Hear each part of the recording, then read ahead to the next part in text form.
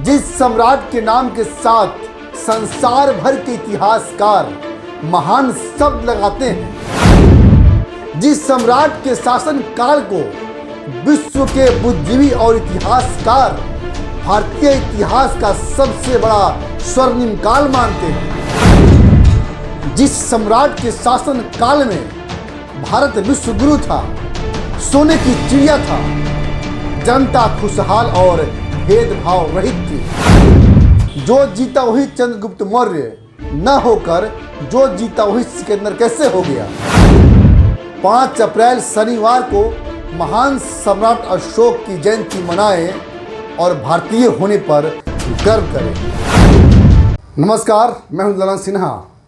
सम्राट अशोक की जन्म जयंती हमारे देश में क्यों नहीं मनाई जाती? बहुत सोचने पर भी उत्तर नहीं मिलता।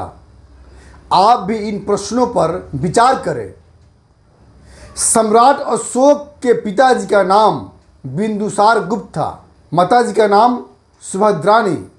जिस सम्राट के नाम के साथ संसार भर के इतिहासकार महान शब्द लगाते हैं, जिस सम्राट का राज चिन्ह अशोक चक्र है, भारतीय अपने ध्वज में लगाते हैं, जिस सम्राट का राज चिन्ह 4 मुखी शेर को भारतीय राष्ट्रीय प्रतीक मानकर सरकार चलाते हैं, सत्यमेव जयंती को अपनाया गया है, जिस देश में सेना का सबसे बड़ा युद्ध सम्मान सम्राट अशोक के नाम पर अशोक चक्र दिया जाता है, जिस सम्राट से पहले या बाद में कोई भी ऐसा राजा या सम्राट नहीं हुआ जिसने अखंड भारत, आज का नेपाल, बांग्लादेश, श्रीलंका, पूर्व भारत, पाकिस्तान, अफगानिस्तान जैसे बड़े भूभाग पर एक छत्र राज था।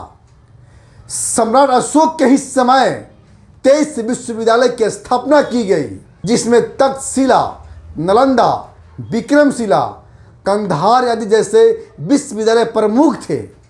इन्हीं विश्वविद्यालय में विदेश से छात्र शिक्षा पाने के लिए भारत में आते थे।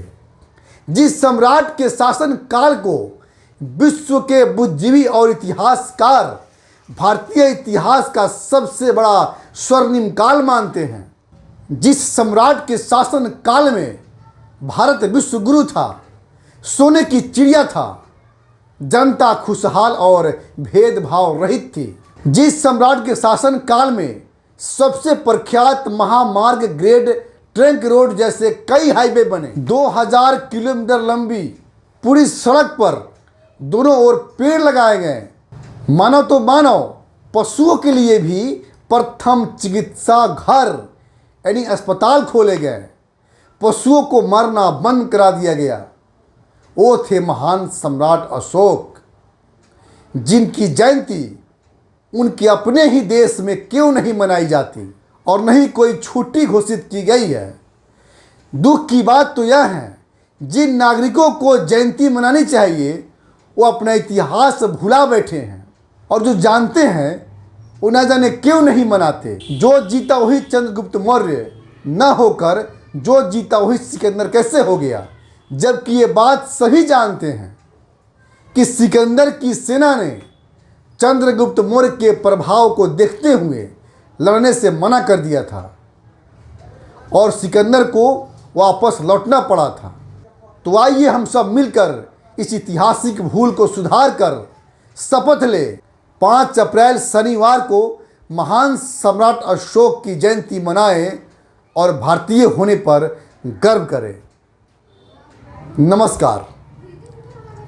हाँ जी, रुकिए, जाने से पहले मेरे चैनल को लाइक करें, सब्सक्राइब करें और बेल आइकन जरूर दबाएं ताकि कोई भी मेरा न्यूज़ सबसे पहले आप तक पहुंचता रहे। धन्यवाद।